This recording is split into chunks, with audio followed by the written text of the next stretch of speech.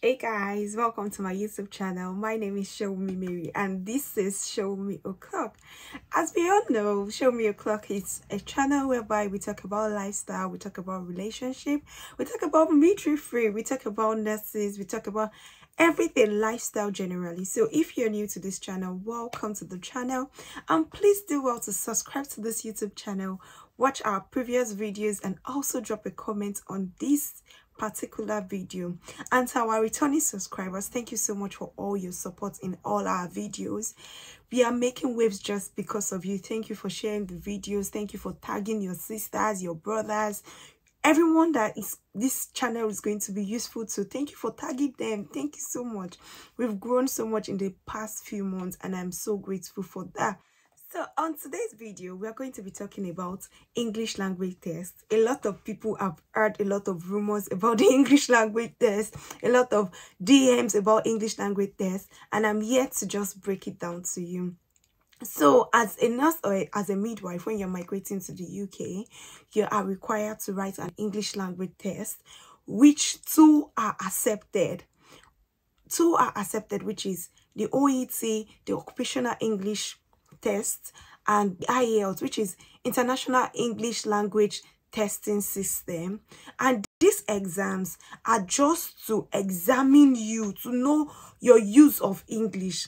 Like we all know, most of our countries, they do not tag, African countries are not tagged as English speaking countries. So if you are coming from countries which are not tagged as English speaking country, even if you're speaking English as your official language in your country, you would need to write this English language exam. So these two English language exams, a lot of people say a lot of things.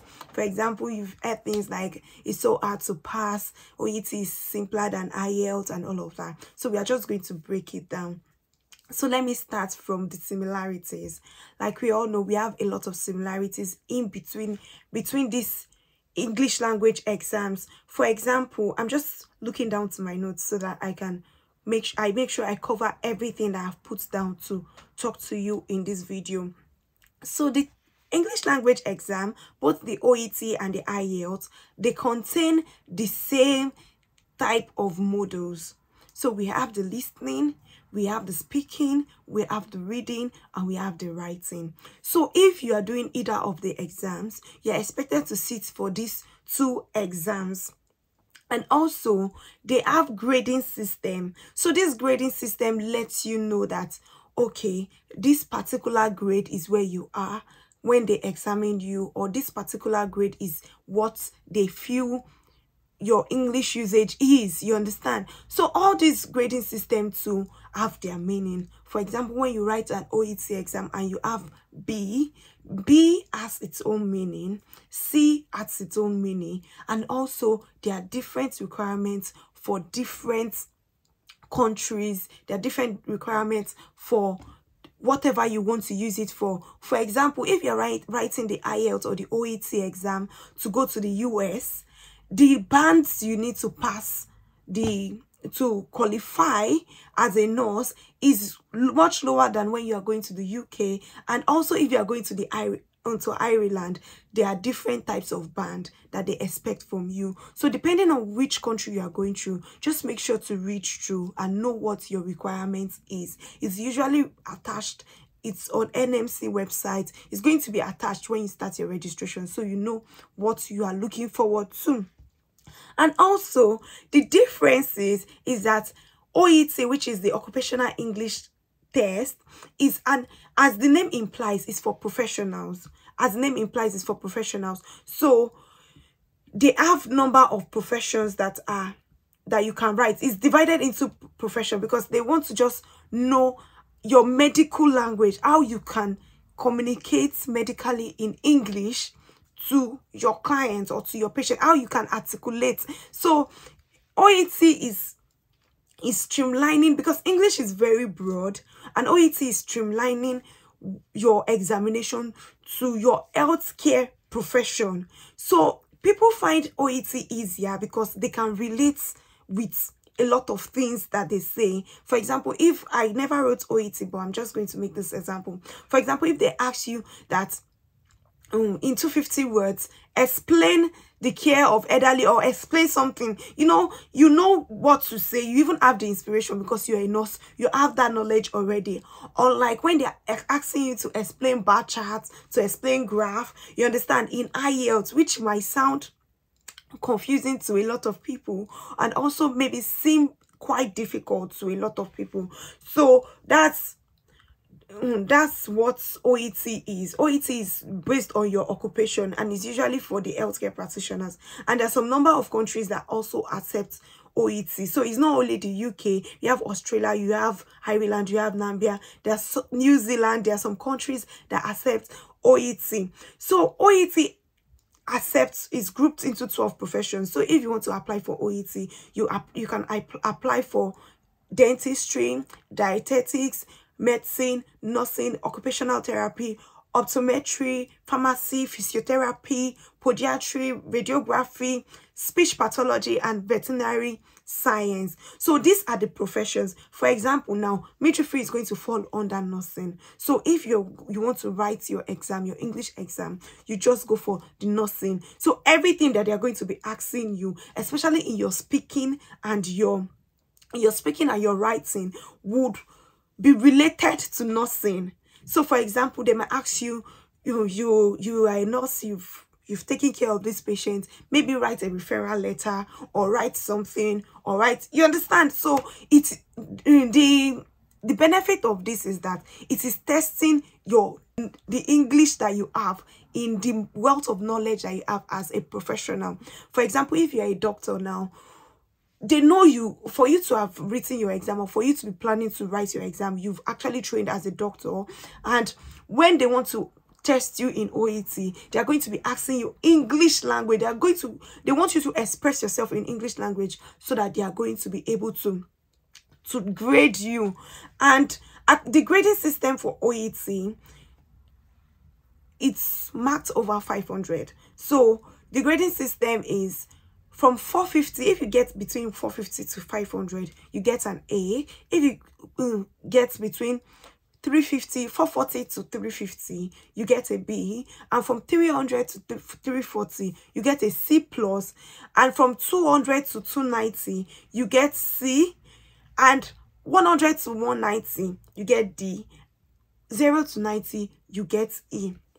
So those are what they have assessed, and that is what they are going to write. So if you are confused that what is this A, what does it mean?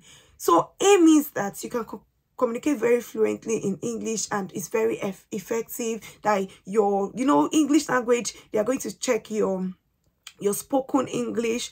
If you are writing, they want to check the way you articulate your points, the way your paragraphs are joining together, the way you express yourself, the mode of languages that you use. So those are what they are going to check. And A means you are very, very fluent and they are excellent speaker. So, or you are very excellent.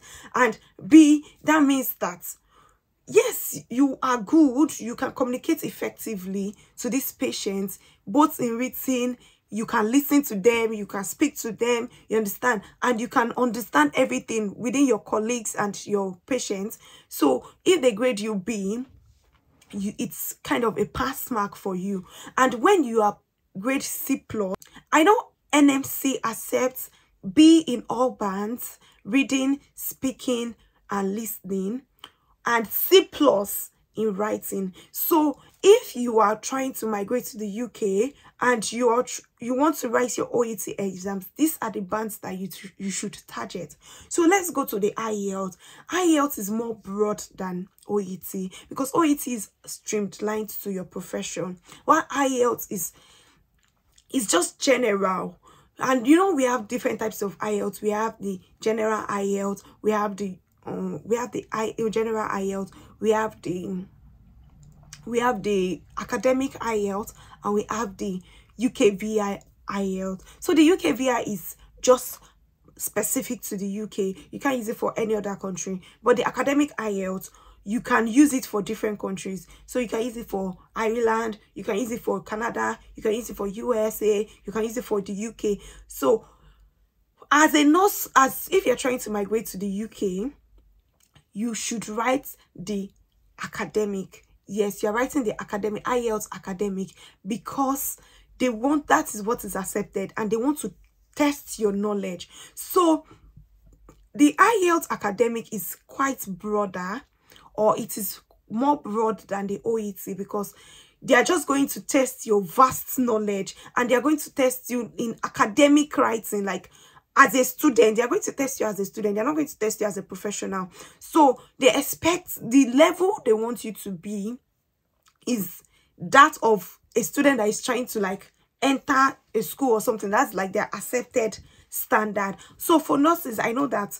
for nurses trying to come to the UK, I know that it's, your pass mark is band 7 for reading, writing. No, sorry, for your pass mark is band 7 for speaking, writing, and listening, but 6.5 for writing. So it is different from for doctors. I think for doctors it's just band 7 all through, even for writing too. So for nurses, you are having band 7 in the speaking, listening, and reading, while you're writing band 6.5 is accepted. So this band 6.5, what does it say? Band 9, your all grade is divided into different band. We have from band 9 to band 1. So from band 9 to band, let's say 5, it just tells you that band 9, you're an expert user. That is, you use all the vocabulary, you're very fluent, you're accurate in the way you, like, you understand English perfectly. So that's band 9. And band 8 means you're a very good user. That is, you are very, very good with your English. Band 7 still means good user. 6 or 6.5 thereof is saying competent user. That is 6, you can still speak English. People would understand you. You are just a competent user, you understand? So that's why other professions like maybe carer or something, they have brought down their own band as low as band 6, because even band 6 you are a moderate user, band 6 you are a competent user, and band 5 says you are a moderate user. That is, you understand English a little bit. It's just like someone they bring from the village that is speaking the depth of your language and that can just understand go, come, you understand, just put those English together but can still communicate. That's where they will put you to maybe band 5. So as a nurse or as a midwife, you are targeting from band 7 upwards. So if at all you even fall back in your English, in your writing exam, you're going to go up to band 6. So to the question of the day, is IELTS hard to pass? The question is no. IELTS is very, very simple to pass. A lot of people, ordinary fear, the fear that you have for the exam is what is making you feel, because you are all tensed up. You don't, like, you are not sure of what to do. You might ask that, why am I saying that IELTS is easy to pass? Yes, it's very easy to pass because it has standard that they follow, and even your marking guide, there are different standards that they follow. So if you are finding it difficult, that means you don't even understand what the English exam is all about. I know that sometimes it's not about what you know or what you say. Let's say the grace of God helps you, but also you need to help yourself, because if you do the right thing, they are not going to mark you less. You understand? Fine, I understand some people find themselves in a situation whereby they think they've killed the exam, and at the end of the day, the results comes out and it is something else. And another thing that makes people so scared of this exam is that the cost is quite expensive to an average Nigerian or an average African. And when you gather the money and you do one exam, and at the end of the day, you don't pass the exam, it always sets you back a little bit, because the money, you still have to work for the money before you do the exam. So sometimes these are one of the challenges that people face. And people ask that, is IELTS more simple? Is OET more simple than the IELTS? The answer is, you might feel very comfortable with the OET because it is very, very relatable. And for the IELTS, you might feel lost in between when they're asking you to describe tables, to describe to write about a lot of things. You know, it tests your general knowledge, things that you've not even come across before. When they ask you in your speaking to speak about it, sometimes you are lost ideas. Like, you can't find any ideas to talk about, and you're just lost in between, and that will also affect your scores, you understand? So some people might find OET more simpler than the IELTS. Those are personal, those are personal comments. I did IELTS alone, I did IELTS twice, and I think IELTS is simple. And if you're asking me why did I do IELTS twice, it was because for my speaking I got 6.5 and I didn't have the nerve to remark. Looking back, I would have remarked my speaking, because I think I'm a very good English speaker. At least I have good tone and command of English, so I would have remarked. But then it was quite expensive to remark from the center I wrote the exam. So I did make a conclusion that instead of me wasting money to remark, let me gather the money together and write again, which I passed all at the second sitting. So if you're thinking what's happening, I'm not passing and all of that, it is also good. A lot of people will tell you that don't use tutors, or don't pay for someone to write your exam. My dear, people are studying alone and they are passing. But if you think you don't have that time, or you need to understand the in-depth of what the exam is all about, it is better for you to get a good tutorial. Yes, a good tutorial which is going to teach you. Or if you have a friend that is in a tutorial, if they can share you their materials, because you need to understand what the tutors actually teach you is to understand the concept of the exam. You understand? They only teach you the concept of the exam. That does not guarantee that you are going to pass. If you understand the concept of the exam, for example, tips to pass your reading exam, for example, tips to write your listening exam, what you are looking at, the type of questions, if you understand the concept, it is going to be quite easy for you. To me, I feel it's going to be quite easy for you to pass, rather than you coming from the outside world, trying to study all by yourself, trying to, you know, all the information you need is just vast. Only if you can take your time to study broadly about whatever you need. But if you have a coach or something, they can teach you, they have a curriculum, they can teach you, they can tell you what to expect, and that would be more specific. So if you have the money, invest in a good tutorial. Or if you don't have the money, also invest your time in different things. There are a lot of YouTube channels that talk about IELTS. There are a lot of materials you find on Google, free materials that you can still use. So just use that, and also discuss with people. I'm not an IELTS consultant, so don't come to me for any IELTS tips or anything. But I definitely have someone that I can refer you to if you are finding it hard to pass your exam. And one last thing I'm going to say to everyone watching this video is that if you are trying to write your exam, your English language exam, whether your OET or your IELTS, do not rush to take the exam.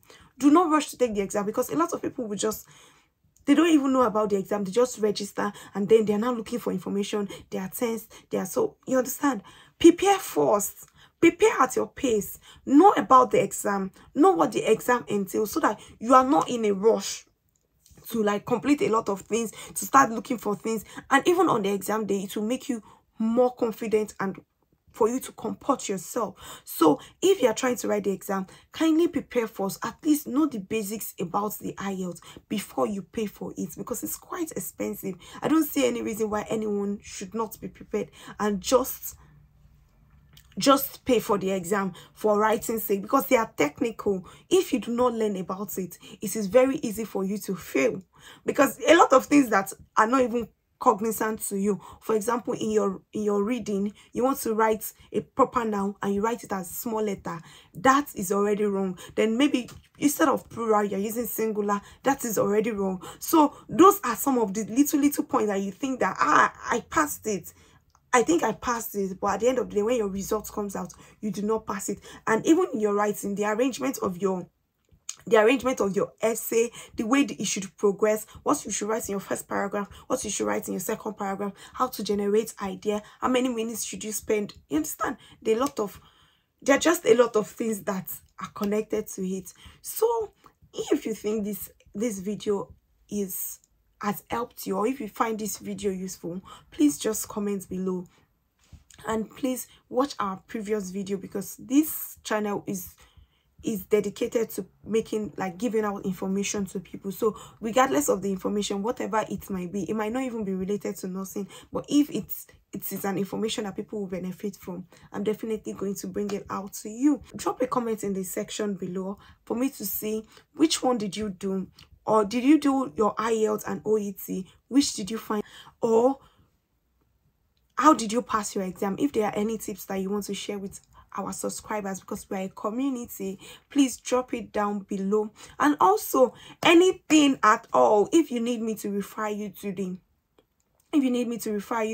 the trusted IELTS tutor, just send me a message. They have different batches, so if you are ready, it's a paid IELTS coaching. So if you want it, you can just drop a comment below. And please subscribe to my YouTube channel. Tell people about this YouTube. It's a growing community. I love it here. I really love it here. Thank you everyone for watching the video. Till we see you again. And if you want me to do any other video concerning any topic, just bring it to my notice, and I'm going to read from the comment section and also respond to it. Thank you so much for your time. Till we see you again in the next video. Bye for now.